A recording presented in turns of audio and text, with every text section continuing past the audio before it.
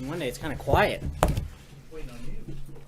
Good afternoon. As you all know, the president will be speaking this afternoon in Louisville, and we've got an event coming up, so I'll try to keep this relatively short to focus on, let the president focus on his message for the day.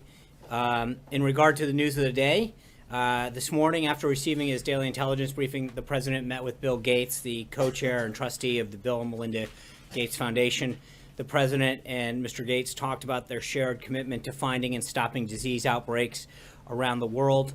The president particularly commended Mr. Gates for the Gates Foundation work in global health and health security. Generous and innovative private philanthropic groups like the Gates Foundation are critical to our mission of finding the cures for tomorrow. Also this morning, the confirmation hearings in the Judiciary Committee began for the president's nominee for the Supreme Court, Judge Neil Gorsuch. As the judge will continue to show throughout his process, he's eminently qualified for this position with impeccable academic credentials, a brilliant legal mind, and a proven commitment to the Constitution. On Tuesday and Wednesday, Judge Gorsuch will be questioned by each member of the panel, and on Thursday we anticipate things to conclude with a panel of witnesses. The president was glad to see so many people convey their support in the last few days for Judge Gorsuch. Just this past weekend, Senator Grassley, former New York Mayor Bloomberg, editorial boards from across the country, and several of his former colleagues and classmates either penned op-eds and editorials or provided comments in one way or another stating his impeccable qualifications for the bench. As they add to the long list of jurists, politicians, and elected officials from both sides of the aisle who have already given the judge their support. The president looks forward to watching Judge Gorsuch continue to show the Senate what an extraordinary addition he will be to the bench, and he's confident that he will be confirmed. Later in the morning, the president had a meeting with Speaker Ryan, Secretary of Health and Human Services, Dr. Tom Price, and Dr. Zeke Emanuel. Dr. Emanuel has been intimately involved in crafting healthcare policy since his work on Obamacare. Obviously, he and the president have some differing views on the best way to make healthcare affordable and accessible, but the president also strongly believes that the health and well-being of the American people shouldn't always be a partisan issue, and he will continue to reach across party lines and listen to voices on this issue. Last week, he heard from individuals and families who have suffered from the disastrous results of Obamacare. He's previously spoken to healthcare policy groups, Republican congressional leadership, and health insurance companies. This week, he and his staff will have discussions on women in healthcare while continuing an open dialogue with members of Congress. And he will be hosting even more meetings and listening sessions in the coming weeks as he works with Congress to bring common sense reforms to our healthcare system. The president has shown that he's willing to hear from all stakeholders in the healthcare field, and he will continue to listen as the process on the American Health Care Act moves along and we pursue the additional legislative and administrative actions necessary. This afternoon, the president had lunch with the vice president, and as we speak, he's meeting with Secretary of State Tillerson. The secretary just returned from an important trip to Asia. He made it clear that America is committed to our allies, Japan and the Republic of Korea, and that we expect China to increase its role in persuading North Korea to move away from nuclear weapon and ballistic missile development and towards steps to create a better future for the North Korean people. This trip set the stage for future leader level engagement between the U.S. and China. During this meeting, he will debrief the president on his trip. Later this afternoon, the president will welcome the Prime Minister al-Abadi of Iraq. The Iraqi people have been a brave and steadfast partner in our shared fight against ISIS, al-Qaeda, and radicalism. The president will speak with the Prime Minister about how that partnership will help defeat ISIS and move into a new era in which Iraq is a force for stability and peace in a prosperous Middle East. After his bilateral meeting with the Prime Minister, the president will depart the White House for Louisville, Kentucky, for a Make America Great Again rally before returning to the White House later this evening. A few notes at the end before I take some questions. Yesterday, Treasury Secretary Mnuchin returned from a very successful trip to Europe, where he stopped in the UK for a bilateral with the Chancellor of the Exchequer and later met with 18 of his counterparts during the G20 ministerial in Baden-Baden. This trip gave the Secretary an opportunity to outline the administration's priorities on a number of issues, including macroeconomic policy, financial regulation, international tax, and illicit finance. During the meetings, the Secretary and his counterparts presented a platform that will strengthen our collective work on steps to promote growth and financial stability. In terms of the schedule for the rest of the week, tomorrow the President will sign S-442, the National Aeronautics and Space Administration Transition Authorization Act of 2017 in the morning, and make remarks at the National Republican Congressional Committee March dinner in the evening. On Wednesday, as I mentioned last week, the President will meet with the Congressional Black Caucus. On Thursday, the President will hold an event with truck drivers and representatives from the trucking companies and industry on healthcare and its negative impacts on their industry and livelihood, which just happens to be the largest employer in 29 states. And on Friday, the President will hold a Greek Independence Day celebration. We'll have further updates on all of those events later. And finally, I want to address the House Intelligence Committee hearing that is currently happening, in which the FBI Director and the NSA Director are currently testifying, and comment to the extent that I can at this time. This hearing, as Chairman Nunes noted, is the first of several that the House Intelligence Committee is engaged in, and the President is happy that they're pursuing the facts in this. As has been previously reported, Director Comey confirmed that the FBI is investigating Russia's role in interfering with the election, and let me just comment briefly on that. Following this testimony, it's clear that nothing has changed. Senior Obama intelligence officials have gone on record to confirm that there is no evidence of a Trump-Russia collusion. The Obama CIA director said so, Obama's director of national intelligence said so, and we take them at their word. However, there was some new information that came from the hearing that we believe is newsworthy about the intelligence gathering process, and the unmasking of Americans identified in intelligence reports, and the illegal leak of such unmasked individuals, which is a federal crime. Director Comey told the House Intelligence Committee that certain political appointees in the Obama administration had access to the names of unmasked U.S. citizens, such as senior White House officials, senior Department of Justice officials, and senior intelligence officials. Before President Obama left office, Michael Flynn was unmasked, and then illegally his identity was leaked out to media outlets, despite the fact that, as NSA Director Rogers said, that unmasking and revealing individuals endangers, quote, national security.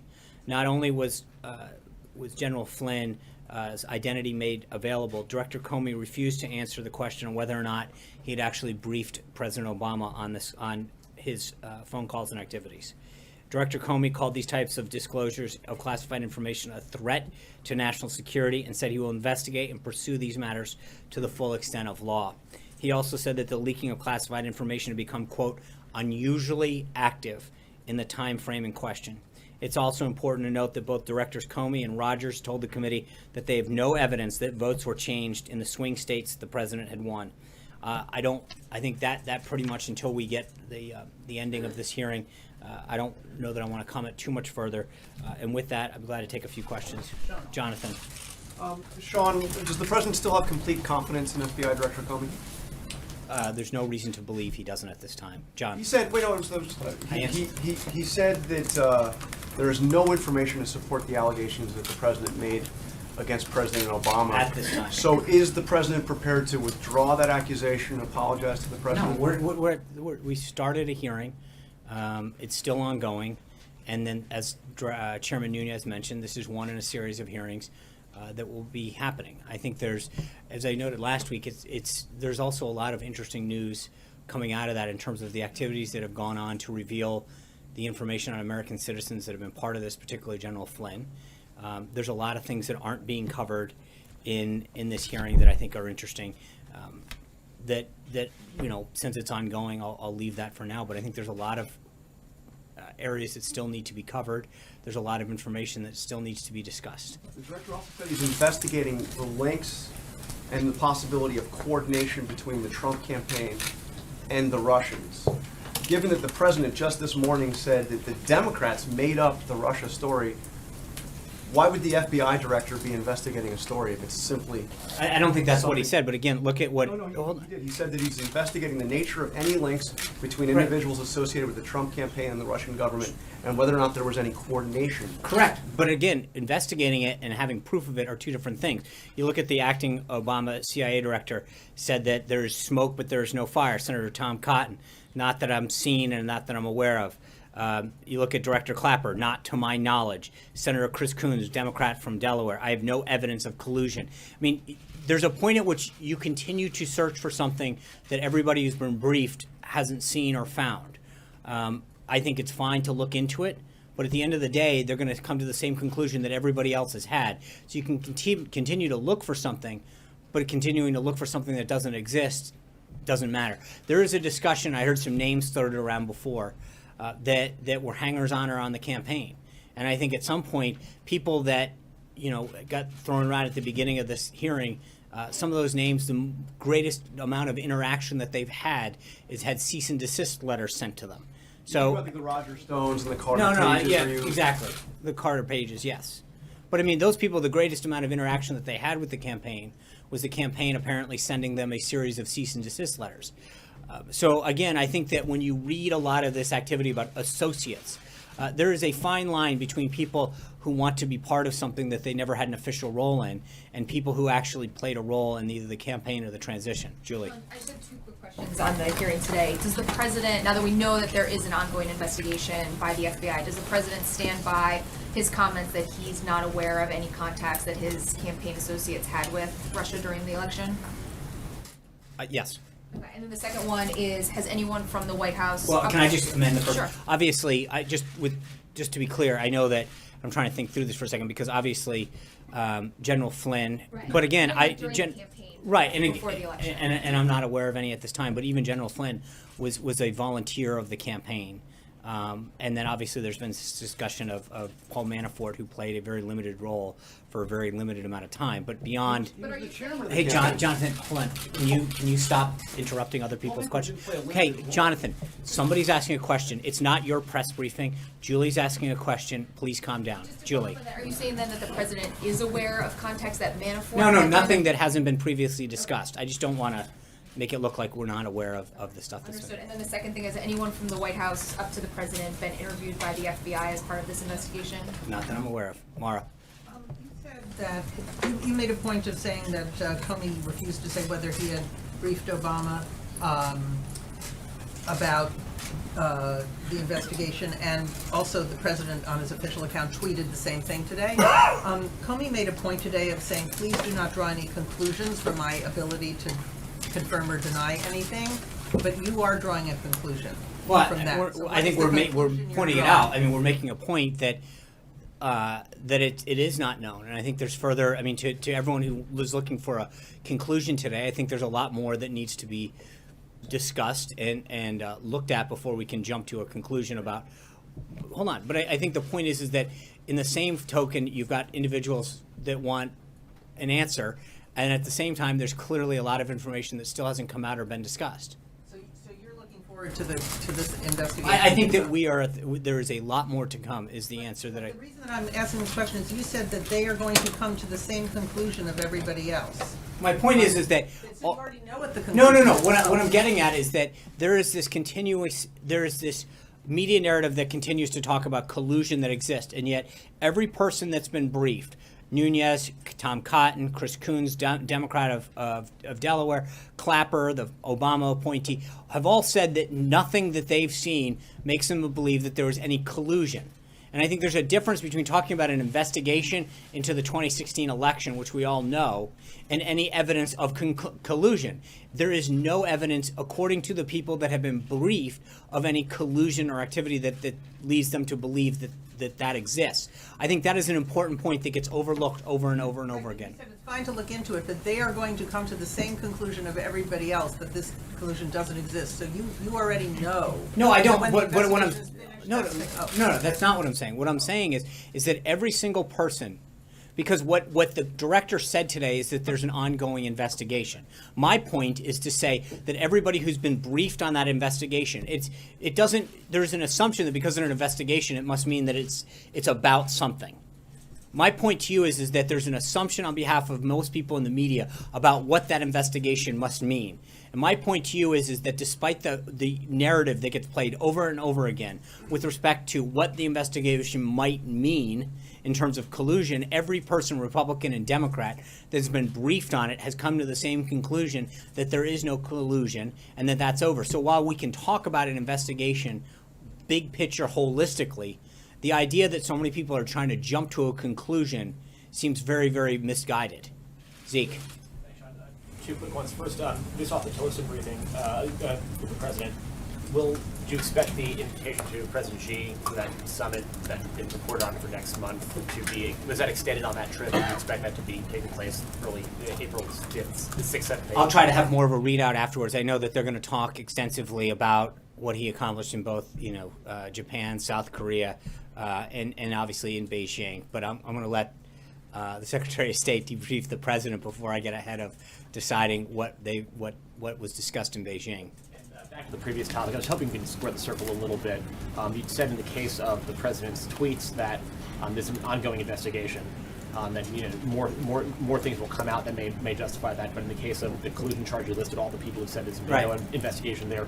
Why, in one case, is that sufficient to say that there is no, you can rule out collusion now, versus in the other case you can say, oh, there's going to be more information coming out that will prove these tweets because again, I think there's a difference. I'm not ruling anything out. I'm merely explaining to you that every person, Republican, Democrat, Obama, that served in the Obama administration across a broad section. tweets. In terms of what? That there are.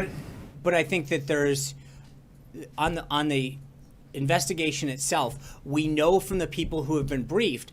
On the other piece of it, we know that it's an ongoing thing, and that even according to the Department of Justice, in terms of the information that's been provided, and Chairman Nunes, that they are still at the beginning of this process. That is a very different thing than a group of people saying there is an ongoing investigation, and from what we've been briefed, there is no evidence to suggest any type of conclusion. That's a difference. Hunter.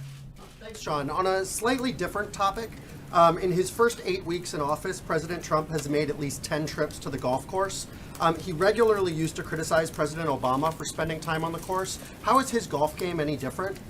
Well, I think two things. One is you saw him utilize this as an opportunity with Prime Minister Abe to help foster deeper relationships in Southeast Asia, and have a growing relationship that's going to help U.S. interests.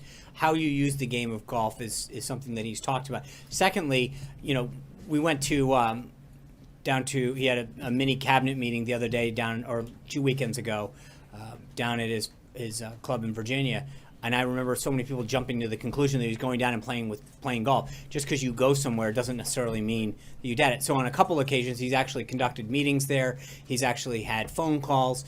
So just because he heads there doesn't mean that's what's happening. So I know he did meet with Prime Minister Abe on the course, but we're not getting a lot of details on other high-level meetings that are taking place. If he is having these productive meetings on the course, why isn't the president and his aides being a little more forthcoming about what he's doing? It's the same reason that he can have dinner or lunch with somebody, and not because I think the president's entitled to a bit of privacy at some point, where we bring that, which is what we've always agreed to. We bring the protective pool to be there, but the president's also entitled to a bit of privacy as well. Trey. Does the president believe the FBI will do a fair job of investigating any sort of links to Russia during the election? And then I have one more for you. I think there's a variety of institutions looking at it, both the House and the Senate Intelligence Committee, the FBI. But yeah, I think that when you get to the bottom of it, we'll have a much better picture of what's happening, and I think it'll continue to vindicate him on that. Go ahead. In the follow-up, the president tweeted this morning a question about a potential DNC connection to Russia during the election. Right. Is he under the impression that the Clinton campaign had inappropriate contact with Russia during the election? Well, I think that and that's an interesting aspect of all of this that's not being covered. Number one, from everything that has been publicly available, on several occasions, the DNC was asked by the FBI to investigate or to allow their servers to be looked at, despite all of the claims of their concerns about leaking. And yet the question still doesn't come out. Why wouldn't the DNC on multiple occasions rebuff the FBI? Why were they not wanting, if they were so concerned about hacks and leaking, why did the DNC not ask the FBI to come look? Not only did they not ask them, they rebuffed them on multiple occasions. Why? What are they hiding? What were they concerned of? But I think there's a serious question. They're very clear about the concerns that they have, and as well as all of the leadership in the Democratic Party. And yet, when it came to hacks and leaks out of the DNC, and they're quick to jump to the conclusion about who did it, and yet they wouldn't allow the FBI to investigate it. There's a whole second set of concerns here in terms of what was Hillary Clinton's role. When you look at the Obama history, the Obama administration, and the Clintons' involvement with Russia in terms of donations that the Clintons received from Russian entities. The idea that they sold off tremendous amount of the uranium to the Russian government, and yet where was the concern for that? What are we doing to look into that? It was the Obama administration in 2009 that talked about a reset with Russia and a desire to reset relationships. It was Hillary Clinton who signed off on the deal that gave a Russian company 1/5 of the U.S. uranium supply. Where is the questioning about that? What did they get? There was discussion the other day about a Russian official noting that both campaigns they sought to do it. Where is the concern about their efforts on the Hillary Clinton thing? The Democrats and the Democratic Party and a lot of those individuals are quick to point fingers, and yet when it comes to discussing their own collusion or questions involving their involvement with Russian officials or buy-offs to the Russians, there's no discussion there. So you've got to wonder on both sides, where's the parity when it comes to these kind of investigations? Margaret. John, what constitutes conclusive evidence for the president on this front when you say there's more to come forward? You've got the FBI director saying nothing to back up the president's tweets about wiretapping former head of the DNI, House Intelligence Committees. I mean, we've had a series of officials. So when does this end for the president? Is it March 28th? I think, it's not a question of a date. It's a question of where we get answers. You look at someone like Michael Flynn, and you ask the question, how does an American citizen who should be protected by law from having their identity unmasked, how does that happen? Because you got to think about it like this. The FBI and all of the relevant intelligence agencies have access to this document. They can figure out who it was, right? Sorry. Hold on. So Who it was? hold on. In other words, they... The wiretapping of the president. That's the listen, claim. I understand that. What I'm getting at is that there's a lot of information that we have come to learn about what happened in terms of surveillance throughout the 2016 election and the transition. And when you look at somebody like Michael Flynn and you realize that while they might have been looking at somebody else at that time, how does somebody's name that's protected by law from being disclosed get put out in the public? Why was it put out in the public? Because the people in the intelligence community would have had access to that information. They could have found out who it was. But yet, you've got to question, why was a name that should have been protected by law from being put out into the public domain put out there? What were the motives behind that? What else do we need to know? Who was behind that kind of unmasking? So are you saying the president has evidence that we have No, yet no, to be I am saying seen? that there's a lot more questions that need to get asked about what was being done in terms of surveillance, who was being surveilled, why were they being surveilled, what techniques, why are certain people being sort of, quote, unmasked and having their identity known? What was going on? But there's a lot more questions than answers that need to get asked. Who does the president trust to provide those And I think answers, we've if talked not about the heads of all those agencies? And we've talked about this ad nauseum, that the House and the Senate Intelligence Committees are looking into this. Today is the first of several hearings that Chairman Nunes intends to call. Senator Burr has already talked about it. There's a ways to go, and I get that you guys want to know the end of the book right now, but we're on the first chapter of this process. Steve. So Burr and Nunes, he does trust them. Of course. To provide We've definitive put out a answers. statement saying so much that we asked them to look into it. So I don't think it should come into any surprise that that's where we have noted multiple times that that's where the president believes the appropriate place in the process and the and for all of these documents to go through. Steve. The president said he had a lot of meetings over the weekend on North Korea. Who were those meetings with, and what was his reaction to North Korea's test of this new rocket engine? Well, I think we continue to be concerned with North Korea's activity. That's why not only have we continued to have conversations with officials in Japan and South Korea, but continue to urge China to step in and to play a larger role in deterring both the ballistic and other missile threats that North Korea plays. I will try to have a further readout on some of those conversations, but I think there is a growing concern about North Korea. I think that is part of what Secretary Tillerson is going to be discussing with him during their meeting. And did Tillerson get a promise from China to weigh in more on North Korea? I think he sent a very clear signal that our policy of strategic patience is over.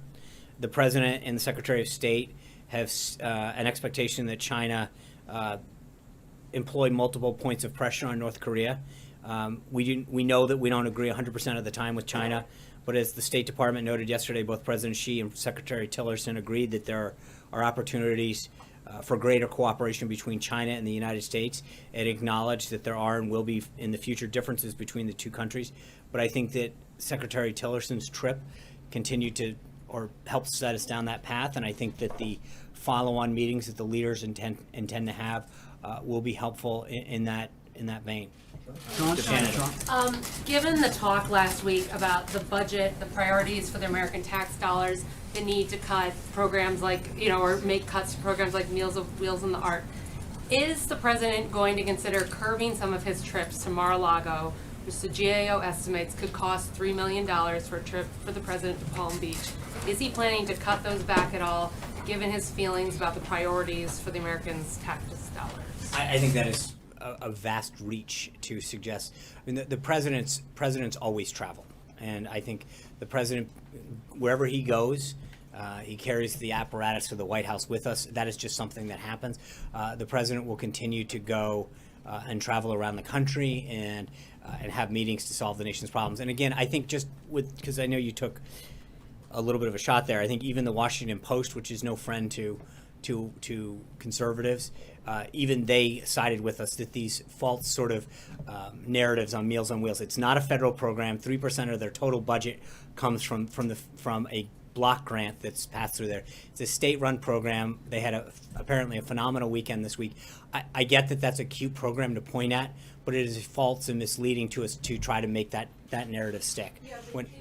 So I know, to your point that all presidents travel, no presidents traveled so often and so early to their own private residence. But So President Bush went to Crawford. I mean, there are places. often. I get it. But at the same time, the president's very clearly that he's worked 7 days a week. This is where he goes to see his family.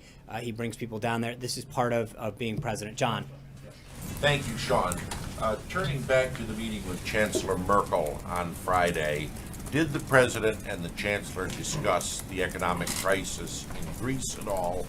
And given the appointment of two officials to the Treasury Department who've been critical of the International Monetary Fund, does the administration see a new or different role for the IMF in resolving the Greek economic crisis? Let me refer you to the Treasury Department on IMF. I think the readout that we provided on the Secretary's, on the Chancellor's visit, speaks for itself. They spoke at length as far as what they discussed and what they meant. So I'm not going to step on that. Francesca. Thank you. Are you aware of any White House officials that are under investigation by the FBI? No. Okay. And you mentioned the hangers-on in the campaign earlier and Carter Page, but there was also a question about Roger Stone. Was he also in that category? Is he someone that the president is still in frequent contact with? Because he's often called an informal advisor to the president and a confidant of him. Mr. Stone is somebody the president's known for a long time. He worked briefly on the campaign, I think, till about August of 2015, from recollection. But they have talked from time to time, but I don't think any time recently. But they had a long relationship going back years where they would provide counsel. And again, I played a role early on in his campaign, but ended that role in August of 2015. And I don't know at all when the last time they even spoke was. Sean, in the meeting this morning with Gates, did the president's cut in NIH funding come up, and how does he square meeting with Gates and sort of focusing on this whole need to continue medical research, and then at the same time want to cut medical research funding by such a large amount? I mean, I know they talked about cures and health, and I think he applauds a lot of the work that they've done overseas in particular. I don't have a full read on that yet, but I'll try to get you more on it. But look, we've discussed the NIH in particular. I think that there's this assumption in Washington that if you don't spend more on a subject that you're not caring as much. When you look at some of the agencies and departments and programs that we've seen, in many cases they're not meeting their mission. And I think there are cost savings that can be achieved, and so that you can focus the dollars that are being allocated towards a more effective use of the mission at hand. But it's interesting. I mean, only in Washington do you literally judge the success of something by how much money you throw at the problem, not actually whether it's solving the problem or coming up with anything. April. Sean, I want to go to a couple of topics. One, back on wiretapping, Comey said he had no information supporting that President Obama wiretapped President Trump. So with that, you have Rep. Schiff saying things like, there are half-truths coming from this president, no truths, it's dangerous, we're alienating our allies, we need to be able to trust our president. And with that, I'm going to ask you, and I need an answer for this, how do you regain trust, as some view him as the boy who cried wolf? I think if you're citing Adam Schiff's political diatribe at the beginning as some sort of sense of, I mean, he literally went off. You want to talk about, hold on. You want to talk about a series of mistruths and misdirection. I think if you look at that opening statement, it was filled with those. So I don't need to use that as some basis for having to respond to. It was, I was watching a lot of the reporter response on Twitter initially to his sort of diatribe, and I think there were several folks that talked about how he's mischaracterizing and taking things way out of context. So to use that as the basis of some kind of authoritative, saying there is no information. I think And how at do you this regain point, the and trust again, at that I think point? April, I've addressed this multiple times. At this point, we are at the beginning phases of this, and we have ways to go. John. I asked specific on the budget. Yeah. Okay, on the budget. How, and this is kind of going back This is to. number 3 now. Not really, it's number 2, thank you. How is the president contributing to his own goal of reducing spending, the deficit and the debt, in his management of spending here at the White House? Well, there's a lot. I mean, we've used the White House, when it looks at a total percentage of the budget, is minuscule. I think that to ask that question somewhat ironic after seeing Director Mulvaney sit up here the other day and talk about the savings and the cost-cutting measures that we've seen across the entire budget. He sat up here and got grilled on that. And answered effectively how the president is looking at efficiencies and duplicity in all programs throughout government. So it's not just a question of here at the White House, but he's looking at it holistically throughout all of government. But then you look at some of the activities the president's personally engaged at in terms of the F-35, the next generation of the of Air Force One, personally getting in looking at ways in which we can create a more effective and efficient procurement process. That's one area where I think you're going to see the president personally engage on more and more, is looking at all the stuff that the government buys and how we're doing it, our bidding process in so many ways, especially in the Department of Defense. We know 3 people here are not taking salaries. Right. But what about salaries? I'm talking about, since he's making these massive cuts, Right. is the hurt going to come here as well? Sure. I mean, it's not just a hurt, but you bring it up. There are multiple people here who are not taking salaries. I mean, that is, 3. No, way more than 3, April. How many? I'll get back to you, but there's several of individuals that are not taking a salary here. So when you talk about commitment to helping to come serve this government, serve the president, and actually help institute a vision, there's a lot of people who have sacrificed tremendously in terms of saying, I'll give up. I've done very well for myself.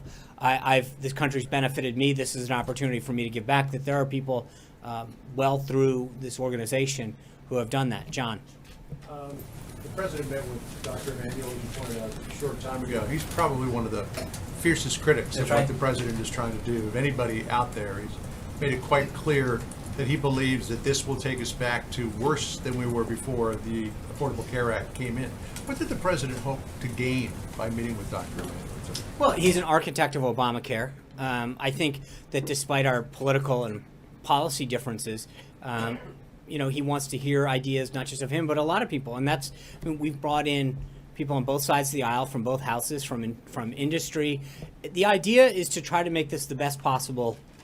He talked to Elijah Cummings a couple weeks ago about drug prices. It's not about ideology or party. It's about instituting a patient-centric drug and health care system that benefits the American people and gives them the access and the price point that they can get health care and actually get coverage. So it is hearing his ideas, it's listening to his suggestions, and figuring out if we can make it better. Part of the manager's amendment that Speaker Ryan talked about is in large part because we've been listening and making it better and making it better. And as it continues to work its will through the process, it's not just the current bill, but it's also the additional legislation that's part of this overall 3-pronged process that we've talked about. So making sure that we do this right and we give the American people the best possible outcome is what this has always been about. The Speaker wants to get this in front of the House maybe by Thursday. How much will the plan change between now and then compared to what we saw voted on in the first 2 committees? And is the president going up to the Hill tomorrow? ENC, Ways and Means and Budget. Very first 2. And is the president going up to the Hill tomorrow morning? We don't have any announcements on the schedule at this time. He's going to continue to make sure that we do everything we can, and I'll leave the legislative piece up to Speaker Ryan. How much does he think it's Chairman going to Sessions. change between what we saw voted on by Ways and Means and It Energy and depends on how Commerce much. I think Speaker Ryan detailed some additions and ideas and suggestions on your network yesterday with Chris Wallace that he is considering. And I think as we continue to meet with folks, there's some staff level discussions that occurred over the weekend. There'll be more later this afternoon. And to the extent that we can make changes that I think enable us to maintain 218 votes, we will do it. Sarah. Thanks, John. There are a number of the president's supporters on the Hill and elsewhere who worry that the president's refusal to drop the whole wiretapping issue will eclipse some of his other accomplishments. What message does the president have for his supporters who worry that this could be a rabbit hole that might diminish the other things he's trying to do, like health care? I think there'll be a lot of accomplishments, so they don't need to worry. We've got a lot of things coming down the pike, and I think whether it's healthcare, tax reform, his infrastructure plan, reforming government, immigration. I mean, I think we're going to have a lot of things to be very proud of that people on both sides of the aisle are going to be excited to see enacted, and so in due time there'll be plenty to be proud of. Sarah. You dismissed Paul Manafort as sort of an incidental figure in this campaign, but he worked for the campaign for 5 months. He was the campaign chairman. He was there for a number of pivotal decisions. So I'm wondering, how is that insignificant, and is the White House aware of any contacts between Paul Manafort and Russian operatives or suspected Russian operatives, and is that a cause for concern? Well, just so we're clear, I'm not dismissing Paul Manafort as a hanger-on. I was noting some other folks, as Jonathan pointed out. With respect to Paul, though, I believe, and again, I'm not looking to relitigate the election, but I believe Paul was brought on sometime in June, and by the middle of August, he was no longer with the campaign, meaning that for the entire final stretch of the general election, he was not involved. And so to start to look at some individual that was there for a short period of time, or separately individuals who really didn't play any role in the campaign, and to suggest that those are the basis for anything is a bit ridiculous. So are you saying it wouldn't be cause for concern if we found out that Paul Manafort was in contact with Russian operatives or suspected? No, I think that, but to intimate, right? No, but to intimate that somebody was there for 8 weeks and definitely not there in the final 3 months of the campaign, played some kind of lasting role that influenced. You know, again, you realize, I think somewhere between August 12th or the 15th was when he ended his affiliation with the campaign. So my point is to suggest now that if you look at the final 3 months of the campaign, where none of the individuals in question that Democrats brought up over and over again today were affiliated with the campaign, to suggest that somehow shows some high-level collusion is a bit of a stretch, to say the least. And is the White House aware of any contacts between Paul Manafort and Russian operatives or suspected Russian operatives? No. Go ahead, Mark. Sean, you've been really critical of reports that are based on sources in the past. Today, it seems like the two headlines that we got out of the committee were, one, an official confirmation directly from the FBI and the Justice Department that there is an ongoing criminal investigation into whether associates of the sitting president had contacts with Russia and Russian operatives, and whether there was any coordination between those. And the second headline being that there is an official, you had questioned in the past, previously a couple weeks ago, when there were reports in our paper and others that the FBI director was indicating that there was no support for the president's tweets. You said, well, those are just reports, those are not coming from his mouth. He hasn't said it. Okay, we've now got it from his mouth directly in open testimony that there's no evidence that he has to support the president's tweets. I guess the question is, you know, do those two facts, which are now on the record and not attributed to anonymous sourcing, does that cause this White House any concern? And how come you treat the latter, the one about wiretapping, you want to say that's just in the early stages, but on the former one, you want to sort of come to the conclusion that the investigation is sort of gotten to the point where you don't have to worry about that because that's all said and done and everybody's come to the conclusion on that. So that seems like you're treating both of those pieces of news very differently. Well, first, I think your headlines are bad. I'm glad to rewrite. I'd be glad to if you guys are looking for some help. I'm for a job. Our services are at the New York Times disposal if it comes to writing headlines, and we could probably do a couple things on stories too if you're if we're willing to go there. I think because there's a big difference. One is literally talking. There's a big difference. Everyone keeps conflating that there's an investigation into the 2016 election. Got it.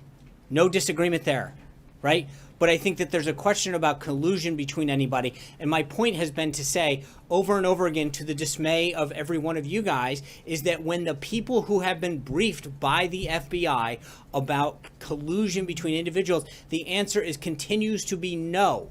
And at some point, take no for an answer.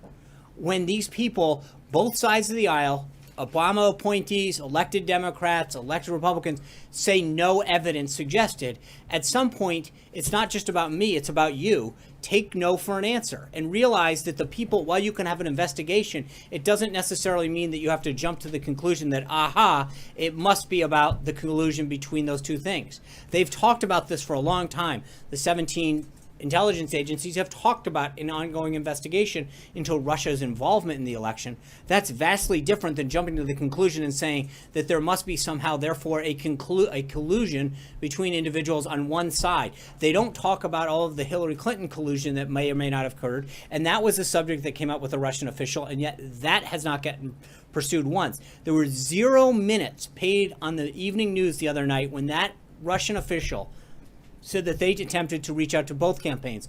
0 minutes. I know. See, I'm an equal opportunity whack. Does the president need to take no for an answer in the same way that you're urging? No, because one is a bunch of people who've been briefed who are saying we haven't seen anything, and one is an ongoing. And because when you ask them, they are getting it. The president was very clear, and I think there's continuing to be a very, very literal interpretation of his tweet, which is whether or not there was wiretapping. The president understands that you don't literally wiretap people the same way that you did in the 70s and 80s with wires and things in the top of phone. So, right. Director Comey didn't focus on wiretapping. He but again, I think that we are still at the beginning phase of a look as to what kind of surveillance occurred and why. And that there's a question about what leaks occurred, why they're happening. And again, just Director Comey's, because I believe one of the big headlines that should come out of today is that when he talks about the unusually high amount of leaks that are coming out of this and classified information leak, that in itself should be a question. Why is so much information being leaked out now? What are the motives behind it? Who is doing it? And is it threatening our national security? Which I do believe the answer is yes. But there is a lot of other stories. And that's why I think, with all due respect to your 2 headlines coming out, I do believe there's a lot of headlines coming out. It's just that the only headlines that people want to write are the ones that support a narrative against this administration and not one that actually looks into, how many times do people say that there was no evidence of something happening? How many times or how much classified information is being leaked? There's a lot of headlines that should be written today about a lot of the stuff that's ongoing. And I know that we have an ongoing hearing, but there's a lot of other things that need to get discussed and aren't happening. Why did the DNC not let the FBI look at their servers? Why has that story not getting in? Because I would assume that if somebody was victim of something, which they've yelled from the rooftops. Hold on. I'm sorry. I'm curious. The implication of that is No. The question is, why is none of that being looked at? I don't know but my point is that not to draw an implication, but to merely ask a question. Which all I'm getting at is that suddenly none of the questions regarding any of this seem to get asked or answered or explored, and yet You won. You're here. Brian, you get the same treatment that Jonathan does. That doesn't mean you get to jump in.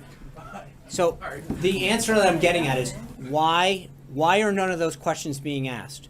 Why is no one taking no for an answer when it comes to all of these individuals saying that they've seen nothing? But there are a series of headlines that I would suggest need to get written, and frankly, stories. I'm glad to do that, as I offered. George. I'd like to try to clarify 2 things.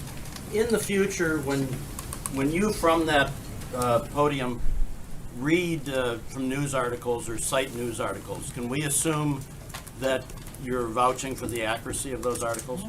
I think merely reading a story that's in a paper is not vouching for it, it's reading the story. It doesn't put a White House in front. No, I think reading a series of things when asked a question, where is this narrative coming from, and citing a multitude of stories that are in the public domain is not necessarily endorsing everything. I read that's a silly assertion. We're reading stories that you and your colleagues, and not necessarily you at National Journal, have put out, but there are several people in here whose publications have put something out. Simply recitating those things is not an endorsement. The second thing is, when you talked to the British about the GCHQ thing, did you tell them that the White House would not raise that again, or can you talk about that conversation? There was merely an explanation of what we did and why we did it, which is what I just said to you, and that was it. Simply that. Thank you guys for that. We'll see you tomorrow. Hopefully some of you get a chance to go down today. If you don't, we'll have a readout. Thank you.